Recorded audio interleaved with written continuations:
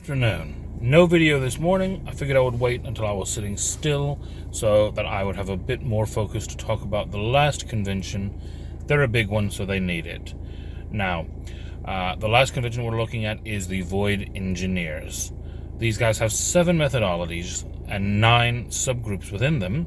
So, in the interest of time, I'm just going to get right into it and get talking about them. The first one is the Border Core Division, the BCD. They patrol Earth's gauntlet, so the near atmosphere, watching for any Nefandi aliens, deep universe intrusions, anything like that that might try to get in.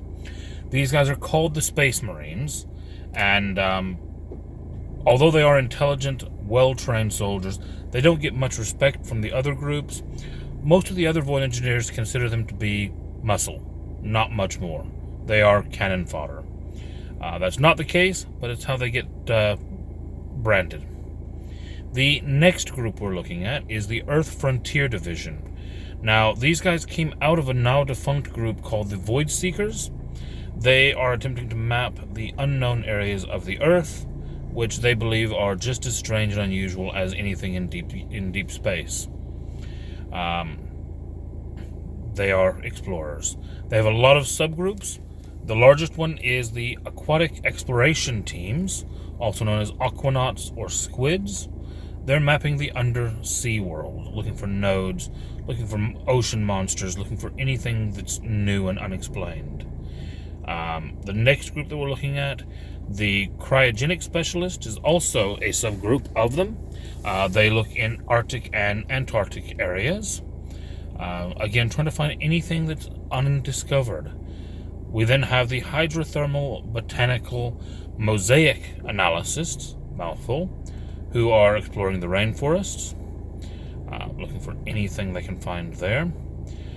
We have the Inaccessible High Elevation Exploration Teams, IHEAT, which are searching the mountaintops, and the Subterranean Exploration Corps, known as the Groundhogs, who are digging around underground.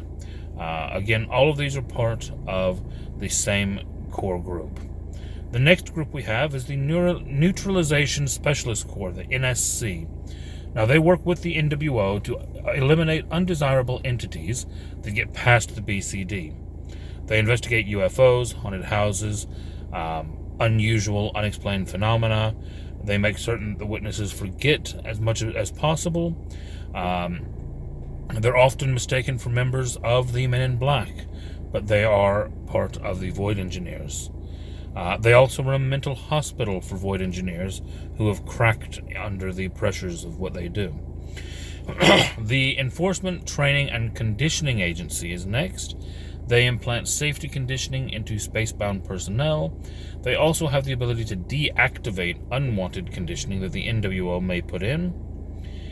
They are followed up by the Department of Psychological Evaluation and Maintenance, DPEM, which treats Void Engineers and allies who are driven mad by the horrors of the deep universe. Yeah, anything that Cthulhu does, they try their best to undo. The largest Void Engineer methodology is the Pan-Dimensional Corps, the PDC. Now, these are the guys that are exploring the universe beyond the gauntlet. The near-universe co-ops maintain and create realms near Earth, and the Quella Machine sanitize nodes and assault enemy realms. Now, these guys are going way out there, deep space. Now, while they're out there, they are trying to find anything they can to make Earth safer and to make them more powerful. Meanwhile, back on Earth, also members of the same group, they have the Cybernauts, who are exploring the digital web, and the Chrononauts exploring the boundaries of time. They make a special note of saying that some of them have even come back alive. That tells you how dangerous that group is. The final group is Research and Execution, R&E. They develop new technology for the engineers. They are not an R&D division. They say execution because development is too slow. They think that as soon as something's invented, it should be put into production. It should be executed. It should be just going with it. No matter how many accidents they have not changed that opinion. They are sometimes referred to as Q Division, yes, as in the group from James Bond.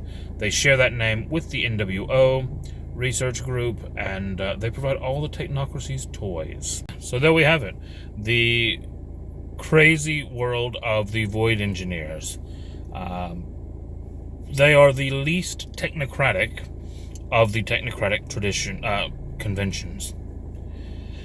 They're the most willing to work with the traditions or with other groups.